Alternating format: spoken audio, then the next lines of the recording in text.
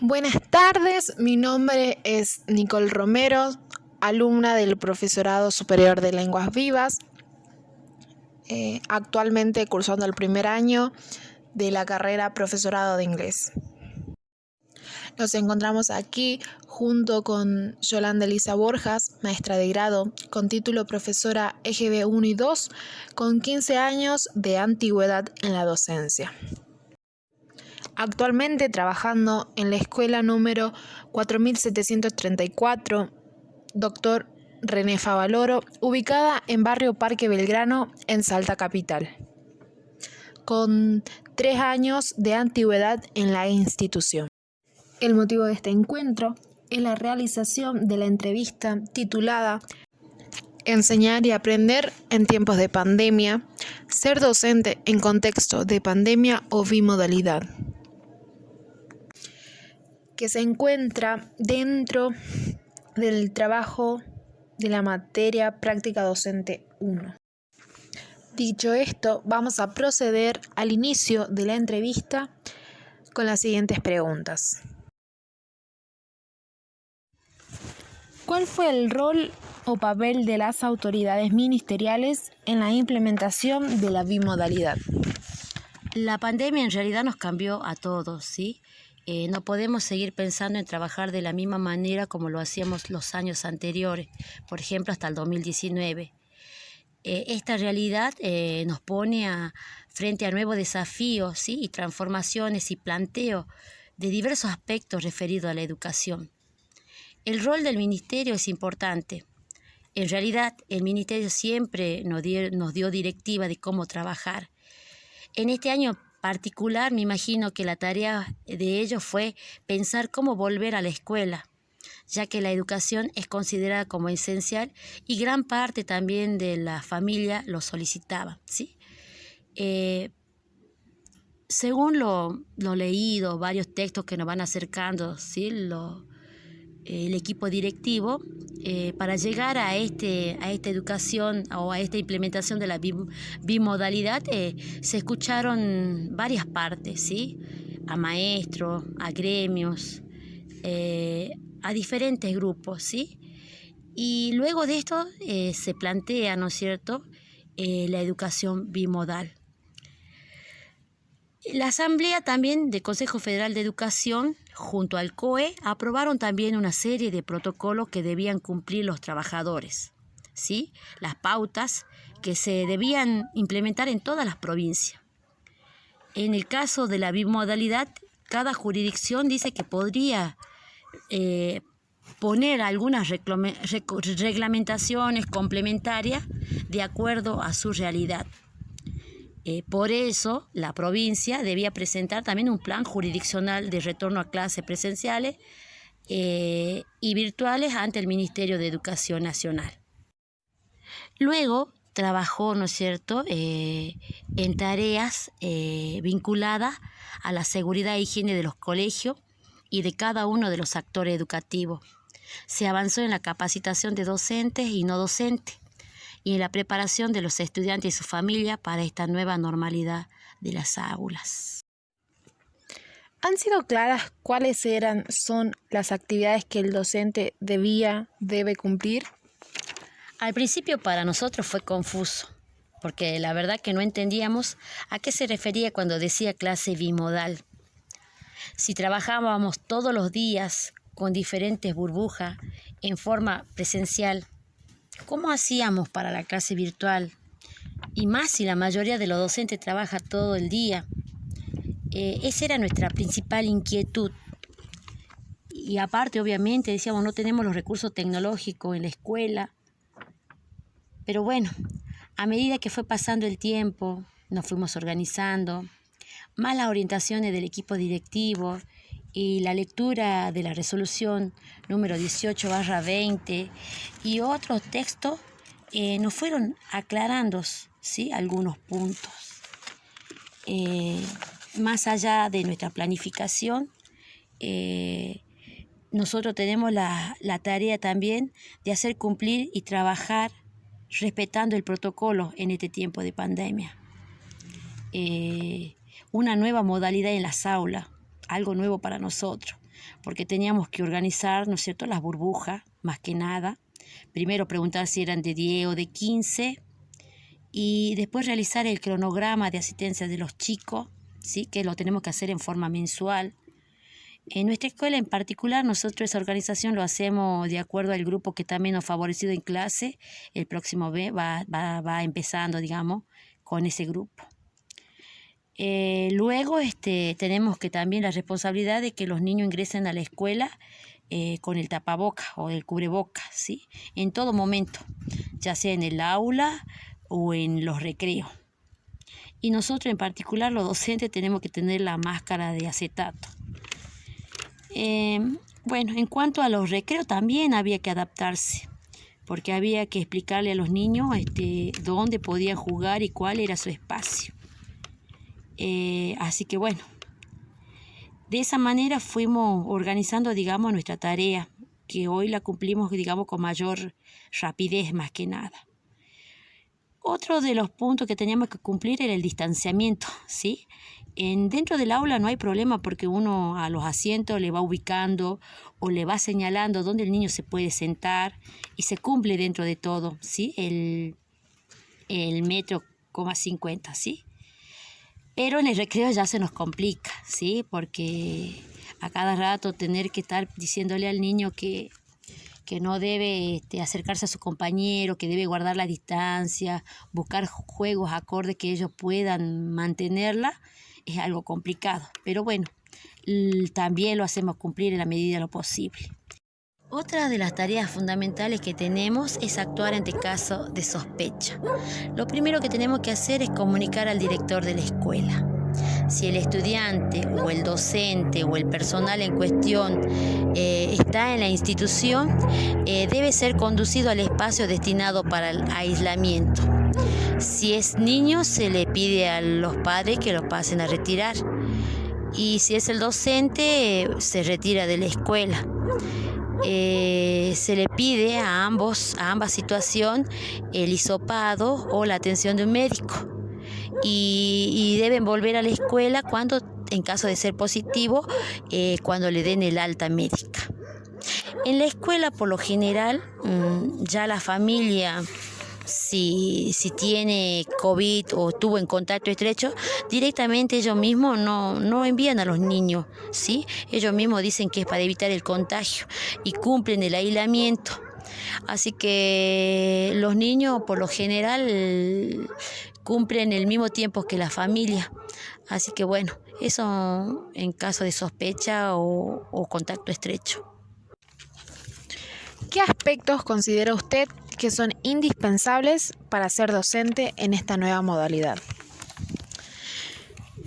No sé si hay aspectos esenciales en esta nueva modalidad. Los aspectos que debe tener un docente debe ser siempre, ¿sí? En primer lugar, debe tener una condición fundamental que es su compromiso con la formación humana. En este caso, nosotros tenemos niños y jóvenes. El docente tiene que ser una persona organizada en sus ideas, seguro en lo que sabe y conoce para que pueda comunicar con claridad y movilice a los alumnos hacia cambios significativos.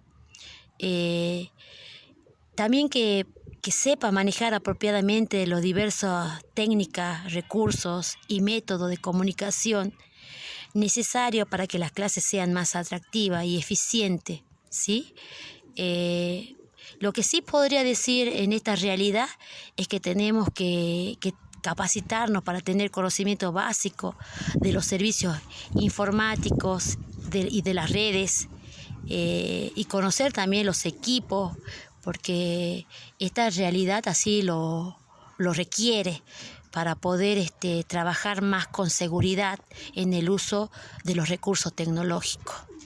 Y más que nada, el docente tiene que capacitarse continuamente, porque en esta realidad que va cambiando continuamente, tiene que estar capacitado para poder responder a las diferentes necesidades que requiere hoy la educación, ¿sí? En este caso, el uso de la tecnología, la ESI, las emociones, los aprendizajes significativos y así diversas temáticas en las que hoy el docente no debe dejar de prepararse porque es útil para su trabajo. En relación con los contenidos a desarrollar, ¿cómo fue la selección de estos? En cuanto a la selección, nosotros nos orientamos, ¿no es cierto?, con la resolución 018/20. Allí se encuentran secuenciados ya los contenidos, como capacidades, saberes prioritarios, inclusive tienen las actividades sugeridas, cómo debemos trabajar. Y debemos priorizar las métodos de aprendizaje de todas las áreas según la situación particular y de cada contexto. Es decir, que estos saberes, estos contenidos prioritarios que nosotros extraemos están definidos, ¿no es cierto?, como una unidad pedagógica 2021. Es decir, no hay una división de año, ¿sí? En mi caso personal, yo tengo que trabajar con la unidad pedagógica cuarto y quinto año, ¿sí? Yo de acuerdo a esa unidad pedagógica voy a seleccionar los contenidos, ¿sí? Y ahí ya me indica qué es lo que quiere, en qué se enfoca esa unidad pedagógica. Por ejemplo, a mí me piden que haya sistematizado la lectura y escritura y comparación de números naturales hasta el millón, o sea que yo voy a extraer el contenido, numeración hasta el millón, ¿sí? Y también trabajar las regularidades y las propiedades. También me pide que resuelva problemas usando estrategias personales y algoritmos tradicionales, interpretando distintos significados de la operación. De acuerdo a lo que me va pidiendo, ¿no es cierto?, yo voy extrayendo esos contenidos que son prioritarios y que son necesarios. Todo esto atiende a la diversidad y al grupo, ¿sí? Más que nada, porque si hay niños especiales también se tiene que adaptar a algunos contenidos de acuerdo a sus necesidades. Siempre trabajando, ¿no es cierto?, en un grupo diverso y atendiendo el tiempo de aprendizaje de cada niño. Por sobre todo, este año se trabaja y se enfoca más a las capacidades. ¿Qué problemáticas con respecto a los aspectos curriculares y didácticos considera usted que son los más recurrentes en las clases bimodales? Una de las problemáticas que tengo con referente cuando enseñamos algún tema o contenido es por ahí no tener el tiempo, ¿sí? Porque al no haber tenido clase el año pasado, como que hay que reforzar, ¿sí?, algunos saberes de los niños, y hay niños que necesitan más apoyo que otros. Y entonces por ahí el tema que uno tenía trabajado para este día no se lo puede terminar o finalizar o concretar, ¿sí? Haciendo el refuerzo. Entonces queda como inconcluso. Y en el caso particular, yo a mi niño, supongamos, lo atendí al grupo 1, lo veo aquí a 2 días. Entonces, cuando lo vuelvo a tener el encuentro otra vez con ellos y vuelvo a retomar, es como que vuelvo a empezar. Entonces, es una problemática. Entonces, me hace avanzar lentamente. Si bien uno de los aspectos favorables es que lo puedo ir enseñando de manera individualizada, pero uno ahí trabaja, ¿sí?, y le lleva más tiempo poder atender, ¿sí?, más que nada. En el momento que tomó conocimiento referente al retorno de las clases mediante la bimodalidad, ¿cuáles son los escenarios que imaginó ante tal situación? En el momento son muchos lo que me imaginé. Primero no entendía cómo iba a ser. Yo creo que lo mencioné anteriormente. Si iba a ser presencial, cómo hacíamos si trabajábamos todos los días con las diferentes burbujas. Si iba a ser a la tarde. Otra, pensé también que a lo mejor iba a haber una persona que nos grabe las clases y así mandarle a los niños que no asistían. Y pensé también que nos iban a proveer de recursos tecnológicos, ¿sí?, como para poder trabajar mejor, ¿sí?, porque hay equipos que por ahí uno no tiene con una calidad buena. Entonces esas son las maneras, digamos, que yo pensé que íbamos a trabajar. En una primera instancia, ¿Cómo les resultó tener que acoplarse, adaptarse a una nueva modalidad de enseñanza? Para mí adaptarme a esta nueva modalidad ya del año pasado fue frustrante, ¿sí? Porque me costó adaptarme al uso de los recursos tecnológicos. De hecho, hay muchas cosas que no las sé utilizar y que dependí mucho de mis hijas que me ayudaron a cumplir, digamos, con mi tarea y mi trabajo escolar. Y hoy, en esta nueva modalidad, estoy un poco más relajada porque estoy en lo mío dentro de todo, porque tengo el contacto con el niño, eh, puedo ver cómo trabaja, puedo ver qué le hace falta, en qué le debo ayudar para fortalecer sus aprendizajes. Y bueno, también hay una relación, ¿sí? Eh, Obviamente, la parte virtual, me manejo, por ejemplo, mandando actividades a través de WhatsApp. Cuando me piden explicación, grabo un audio, que es algo que por ahí yo manejo. Dentro de todo, es mejor, digamos, esta modalidad que la del año pasado. ¿Qué características socioeconómicas tienen las familias? ¿Todos cuentan con acceso a recursos tecnológicos e informáticos?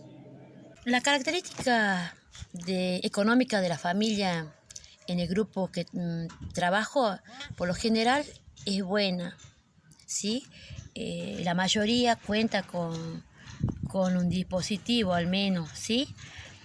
Tengo por ahí 2 o 3 familias que sí tienen sus dificultades económicas y que por ahí le ha sido muy imposible conectarse el año pasado, pero este año estuvo un poco mejor, digamos.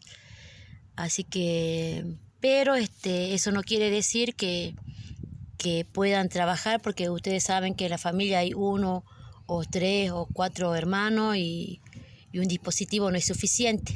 Quizá en esta modalidad que estamos ahora, actualmente sí, porque al estar en la actividad en la escuela y a preguntarme solo lo que ellos tienen duda, es más fácil que al estar tomando clase virtual todos los días, o ya sea por Zoom o Meet.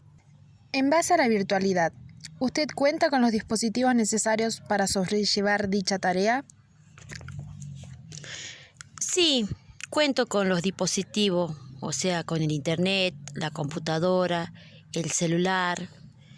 El año pasado un poco se nos complicó, a pesar de tener, porque al ser virtual, totalmente virtual, también estaban mis hijas que tenían sus actividades escolares.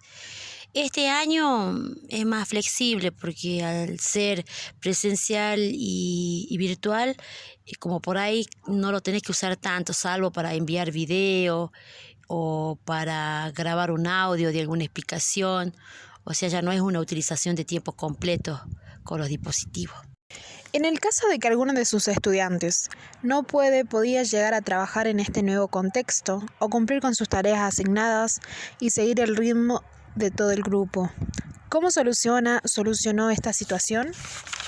Bueno, en el caso personal, sí se me han dado casos que hay niños que no habían podido, por ejemplo, el año pasado, trabajar las actividades enviadas porque o no contaban con el dispositivo. Le daba, ellos se comunicaban conmigo, buscaban la manera de conectarse conmigo y bueno, yo le organizaba una adaptación de actividades porque obviamente no le iba a hacer todas las tareas porque ya había pasado un tiempito. Entonces yo seleccionaba el contenido o el tema que me parecía más importante y le mandaba actividades, ¿sí?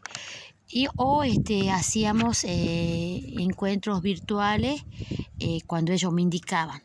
O sea, el año pasado trabajé mucho a disposición más de la familia.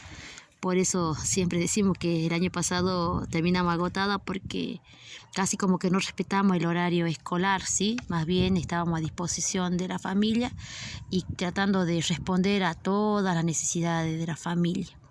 Así que bueno, hoy actualmente cuando hago lo mismo, o sea, No corresponde, pero lo hago porque no me da los tiempos. Por ahí los sábados le doy alguna orientación a esos niños que por su ritmo de aprendizaje no logran comprender y entender algunas actividades. Hacemos un encuentro chiquito por Zoom. ¿Qué cambios ha observado respecto a su trato y relación con padres y alumnos a partir del trabajo bimodal? Mira, yo por lo general voy a ser como sincera. Yo al comienzo me resistía dar mi número de teléfono a los papás por todo lo que conlleva por ahí la relación, ¿sí? A veces el docente con el papá, por lo general, no siempre están acompañados, ¿sí? Pero bueno, el año pasado nos tocó trabajar juntos, en una reunión hablamos todo lo que era nuestra responsabilidad como docente y responsabilidad como familia. Se le dijo que tenemos que aprender a trabajar en equipo, caminar y mirar hacia el mismo lado, porque lo que importaba era que el niño logre lo mejor posible aprender lo que pueda, ¿sí? Así que yo podría decir que este año una relación con los papás en particular es bastante familiar. Hay un acercamiento, hay un respeto acerca de cómo preguntar las cosas, aun cuando a ellos no les guste, tienen la apertura para decírmelo. Y bueno, yo también les respondo, así que diríamos que es muy buena la relación. Hemos entablado, digamos, como algo afectivo, ¿sí? Por ahí diríamos está mal, pero por ahí como que, en mi caso, en este año se me ha dado, ¿no? Que por ahí como que somos amigos con alguna familia. En cuanto a los alumnos, el año pasado, si bien estábamos conectados, no tenía una relación tan cercana. Es más, me costó conocerlo por los nombres, o sea, porque no los identificaba. Algunas excepciones cuando son muy participativos, pero esto fue mejorando este año porque ahora ya los tengo, quizás no todos los días, pero los tengo en forma presencial y ellos están como muy cariñosos, son muy afectivos conmigo, demuestran cuando no logran entender un problema, yo puedo observar ellos cuando están frustrados o me lo expresan, ¿sí?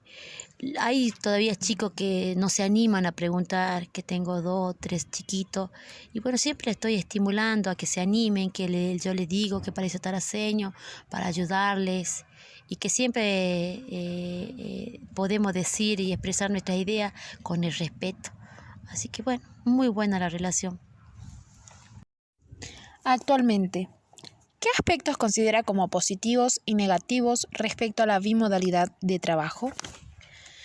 En cuanto al aspecto positivo, se podría decir que la presencialidad y la individualización para poder atender a los niños está bueno, porque le podés ayudar y le podés orientar al niño, ¿sí?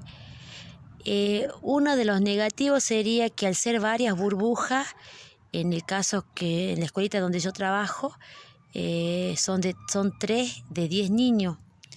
Y al trabajar por área no se puede avanzar o fortalecer mucho porque al niño lo ves cada 3 días. A veces no lo ves cuando hay feriado o jornadas. Otro caso positivo que podría decir es que al observar dificultades en algunos temas o contenidos, uno puede enviar ahí nomás las actividades de refuerzo a través de WhatsApp, que es lo que yo hago, y pedirle a la madre que lo haga hacer y bueno, también enviarle la orientación, ¿sí? Para que el chico lo trabaje. Lo negativo también se podría decir cuando hay muchas consultas de los papás, porque obviamente los papás no son docentes y a veces no entienden las actividades y entonces te preguntan y uno a veces como trabaja o por situaciones personales no puede atender todo al mismo tiempo, y a veces cuando atiende por ahí atiende tarde, así que bueno, esa sería una parte negativa. En el caso particular, cuando nosotras en la escuela vemos dificultades, que un niño todavía le falta, digamos que está en proceso todavía con lo trabajado de cuarto, hacemos la reunión con los papás por Zoom, y hablamos, dialogamos en el horario que ellos están desocupados, porque algunos papás son trabajadores independientes, entonces buscamos, esa es una parte positiva en el uso de lo virtual, ¿sí? Para nosotras. He escuchado a compañeras que un aspecto negativo, por lo general, es que a veces los papás no responden, ¿sí? Cuando la maestra solicitan su encuentro, ¿sí? Así que bueno, todo esto va a depender también del contexto, ¿sí? Y dónde está ubicada la escuela, o si los padres tienen o no los dispositivos. Hay veces que se trabaja muy bien, en el caso particular mío, y también trabajo en otra escuelita que no se da de la misma manera, aun cuando uno lo quiere implementar. Para cerrar la entrevista, ¿qué consejo nos daría usted a nosotros que recién estamos en este primer año de la carrera? Y más que nada, yo no sé si decirle que tienen que tener vocación para ejercer la tarea docente, pero sí le podría decir que ustedes tienen que ser muy responsables en esta tarea y recordar que estamos formando personas y que cada acción que nosotros hagamos repercute en ello y deja huellas, ¿sí? Que pueden ser positivas y negativas. Y qué mejor dejar huellas positivas para que podamos formar personas capaces de expresar sus ideas, de poder manejarse en la vida con respeto. Le agradecemos, profesora Yolanda, por haber accedido a esta entrevista que nos será útil para nuestra formación docente. Espero que se haya sentido cómoda y le damos gracias. Gracias por la invitación. Espero que le haya sido útil mi aporte. Así que éxito en su carrera.